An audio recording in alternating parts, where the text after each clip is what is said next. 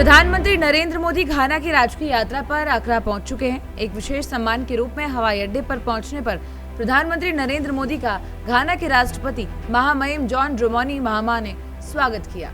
आज राष्ट्रपति जॉन ड्रमोनी महामा द्वारा आयोजित भोज में प्रधानमंत्री नरेंद्र मोदी शामिल होंगे। इसके बाद प्रधानमंत्री कैंपस्की होटल गोल्ड कोस्ट में भारतीय समुदाय के साथ बातचीत भी करेंगे। प्रधानमंत्री ब्लैक स्टार स्क्वायर का दौरा भी करेंगे, जो घाना की स्वतंत्रता का प्रतीक है।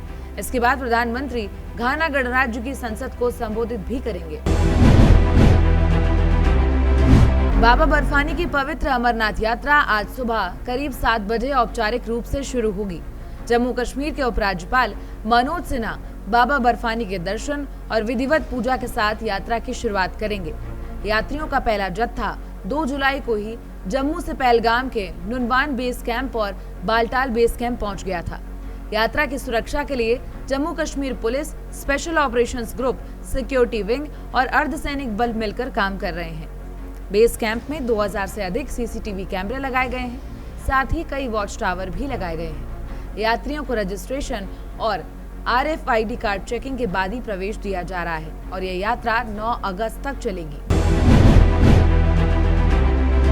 राष्ट्रीय स्वयंसेवक संघ की हर साल होने वाली अखिल भारतीय स्तर की प्रांत प्रचारक बैठक 4, 5 और 6 जुलाई को दिल्ली के केशव कुंज स्थित संघ कार्यालय में आयोजित होगी। इस बैठक के संबंध में आज दोपहर 2:30 बजे नई दिल्ली में एक प्रेस कॉन्फ्रेंस का आयोजन किया गया है। प्रेस कॉन्फ्रेंस को अखिल भारतीय प्रचार प्रमुख सुनील आम्बेकर संबोधित करेंगे। समाजवादी पार्टी के प्रमुख अखिलेश यादव का अब नया ठिकाना आजमगढ़ होगा। अनवरगंज में बन रहे उनके 72 बिस्वा के घर का शुभारंभ आज हवन पूजन के बाद होगा। ये घर मुख्यालय से 7 किलोमीटर दूर है। इसके बाद अखिलेश यादव एक जनसभा को संबोधित करेंगे। चर्चा है कि इस नए आशियाने से वो पूर्वांचल की राजनीति साधेंगे।